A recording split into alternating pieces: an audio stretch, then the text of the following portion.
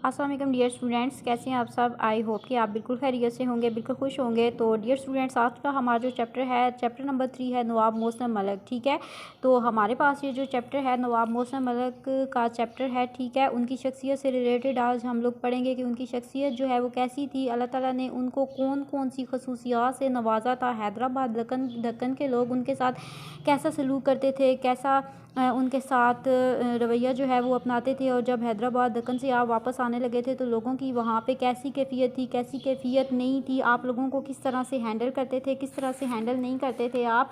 और जब भी जलसों में कोई मामला बिगड़ने लगता था तो आप उसको किस तरह से हैंडल करते थे। ये जो तमाम चीज़ें हैं, ये जो तमाम क्वेश्चन मैंने आपको मेन छोटे छोटे पॉइंट्स बताए हैं, इन तमाम को अभी हम इस चैप्टर में डिस्कस करेंगे। ठीक है, नवाब मोहसिन मलिक की शख्सियत के बारे में, उनकी पर्सनैलिटी के बारे में पढ़ेंगे। तो ये तमाम जो टॉपिक्स हैं, ये जो तमाम चीज़ें हैं, छोटे छोटे मेन पॉइंट्स मैंने आप लोगों को बताए हैं, इन तमाम को हम इसमें जो है डिस्कस करेंगे। तो चलिए डियर स्टूडेंट्स, चैप्टर को स्टार्ट करते हैं, इसको पढ़ना शुरू करते हैं। तो नवाब मोहसिन मलिक की सबसे पहले क्या पढ़ेंगे, मोहसिन मलिक की खूबियों के बारे में पढ़ेंगे कि उनमें कौन कौन सी खूबियाँ थी, क्या चीज़ें जो हैं वो उनकी शख्सियत में बहुत ज़्यादा पाई जाती थी, अल्लाह ताला ने उनको किस किस चीज़ से नवाजा था। तो डियर स्टूडेंट, नवाब मोहसिन मलिक को कुदरत ने वजाहत, खूबसूरती, जहानत, खुशबयानी, फ़याज़ी जैसी बहुत सी खूबियों से नवाजा था। और मोहसिन मलिक, उनका खिताब जो था उनके लिए नहायत मौजू था। ये उनका खिताब था। ठीक है, नवाब मोहसिन मलिक जो है उनका खिताब था और ये इनके लिए बहुत ही ज़्यादा मौजू था। और वो दोस्त दुश्मन सब पे एहसान करते थे। वो ये नहीं देखते थे कि ये मेरा दोस्त है, वो ये नहीं देखते थे कि ये मेरा दुश्मन है। वो क्या करते थे, वो सब पे एहसान करते थे। सियासी मुसलतों की बिना पर अगर किसी मुखालफ को राह से हटाना पड़ जाता तो ये काम इस खूबी और सलीके से करते कि मुखालफ भी उन्हें दवाएं देते। मतलब अब देखें डियर स्टूडेंट्स, अक्सर आजकल के दौर में ऐसा होता है कि जब भी हम किसी के साथ बात करते हैं तो उसके साथ बहुत ज़्यादा मिसबिहेव करते हैं। ठीक है, डायरेक्ट बात उसके मुंह पे कर देते हैं और अगले बंदे को बहुत ज़्यादा गुस्सा आ जाता है। जबकि नवाब मोहसिन मलिक की पर्सनैलिटी में ये चीज़ शामिल थी कि जब भी उन्होंने किसी के साथ कोई बात करनी होती थी, किसी बंदे को राह से हटाना होता था, तो वो क्या करते थे, ऐसी बात करते थे, अपना अंदाज़े में ऐसा रखते थे कि अगले बंदे को समझ भी नहीं आती थी और वो रास्ते से भी हट जाता था और वो उसका दुश्मन भी नहीं बनता था। और जो मुखालफ होता था वो क्या करता था, उनको दुआएं देता था। उनको बात करने का ऐसा सलीका था कि तमाम लोग जो है वो उनके दोस्त बन जाते थे। हैदराबाद में उनके जोहर खुले थे क्योंकि वो हैदराबाद की जो रियासत थे वहाँ पे रहते थे। वो ऐसे मुदब्बर थे कि हर मामले को बातों बातों में सुलझा देते थे। ठीक है, आजकल के टाइम में आप लोग देखें, जो लोग होते हैं वो बातों को सुलझाते नहीं हैं बल्कि उल्टा बिगाड़ देते हैं।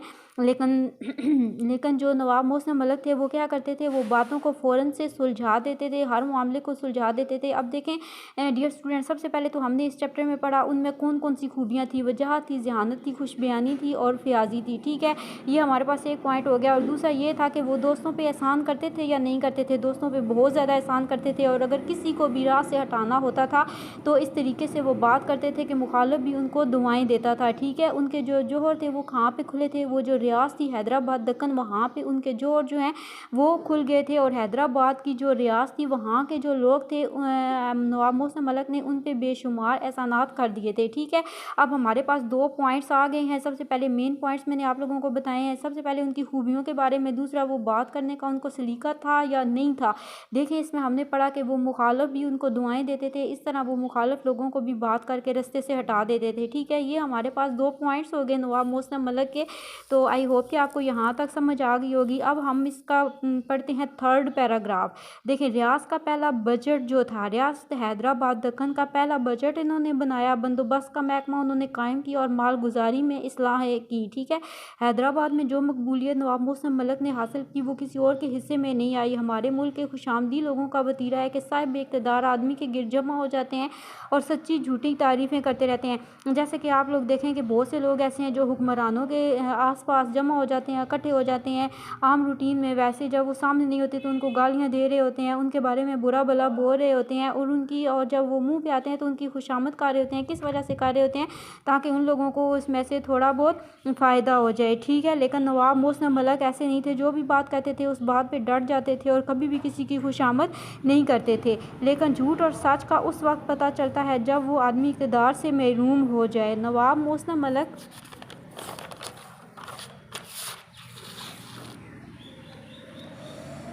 जब हैदराबाद से रुखसत होने लगे तो कहराम मच गया था। हज़ारों लोग स्टेशन पर जमा हो गए। अमीर, गरीब, बेवाएं और यतीम सब रो रहे थे। अब देखें, आप सोचते होंगे कि वहाँ पे कहराम क्यों मच गया था जब वो वहाँ से रुखसत होने लगे थे हैदराबाद दक्कन से, तो लोग उनके लिए क्यों रो रहे थे? लोग इस वजह से उनके लिए रो रहे थे क्योंकि उन्होंने वहाँ पे हैदराबाद दक्कन में लोगों के लिए बहुत कुछ किया था, लोगों की बहुत ज़्यादा हेल्प की थी, लोगों पे बहुत ज़्यादा एहसान किया था।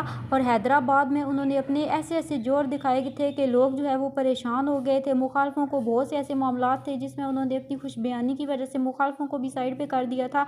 रियास हैदराबाद दक्कन के लोगों पे उन्होंने बहुत ज़्यादा एहसान किए थे। यही वजह है कि जब वो रियास हैदराबाद दक्कन को छोड़ने वाले थे तो डियर स्टूडेंट, वहाँ के जो लोग थे, कुछ उसमें अमीर थे, गरीब थे, बच्चे थे, यतीम थे, बेवाएँ थी, सब रो रहे थे। किस वजह से रो रहे थे?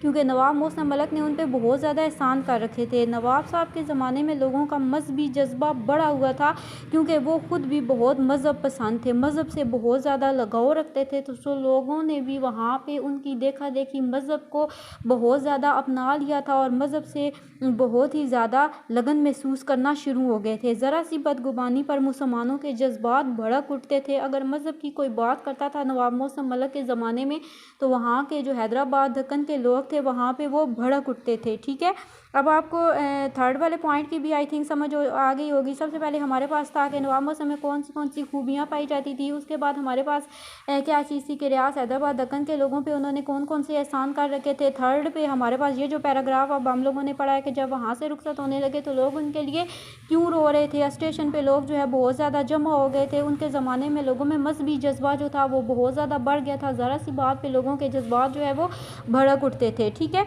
हाल ये था कि जिन्हें मुसलमान नेचुरी कहते थे वो बदमज़हब समझते थे। उनका ओढ़ना बिछोना ही मज़हब ही था। इस ज़माने के मुसन्नफ़ या अदीब चाहे कुछ भी लिखते, बात मज़हब पर ही ख़त्म होती थी। नवाब मोहसिन मलक के ज़माने में लोगों में मजहबी जज्बा जो है बहुत ज़्यादा बढ़ गया था। कोई भी बात होती थी एट द एंड वो किस चीज़ पे ख़त्म हो जाती थी? मज़हब पे आके ख़त्म होती थी। ठीक है, नवाब मोहसिन मलक को भी मज़हब से लगाव था। इन्होंने एक ही तसनीफ़ लिखी जो खालिस मजहबी थी।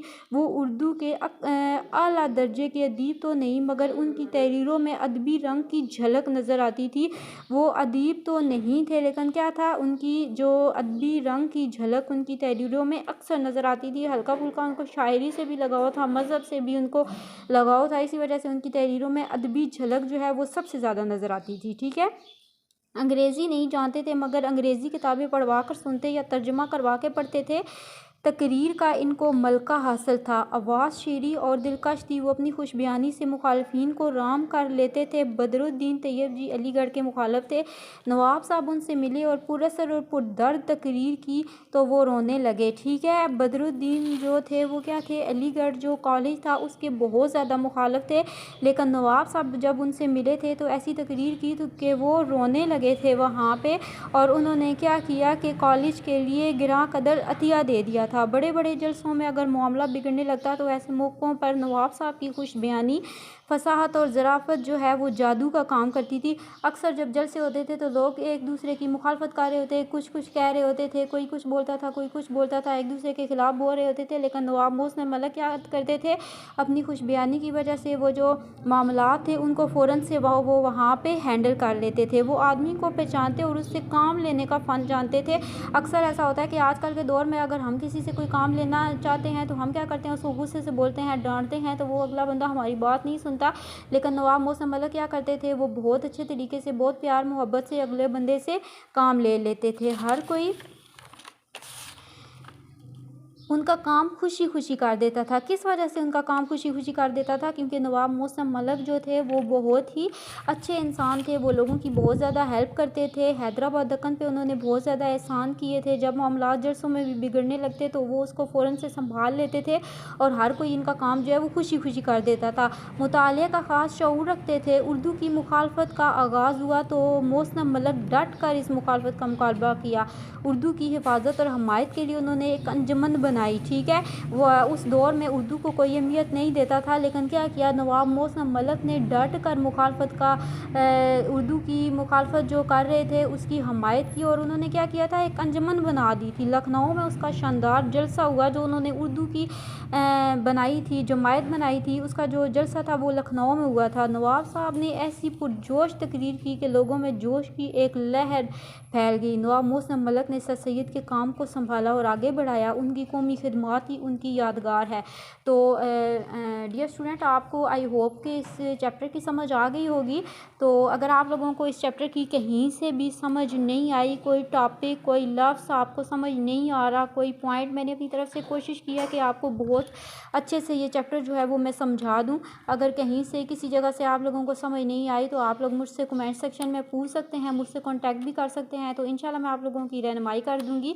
तो डियर स्टूडेंट्स, इस वीडियो को आपने अपने फ्रेंड्स के साथ भी शेयर करना है ताकि दूसरे बच्चों की भी रहनुमाई हो जाए। Thanks for watching. मिलते हैं नेक्स्ट चैप्टर में, नेक्स्ट वीडियो में, नेक्स्ट चैप्टर के साथ। तब तक के लिए अल्लाह हाफिज़। Thanks for watching.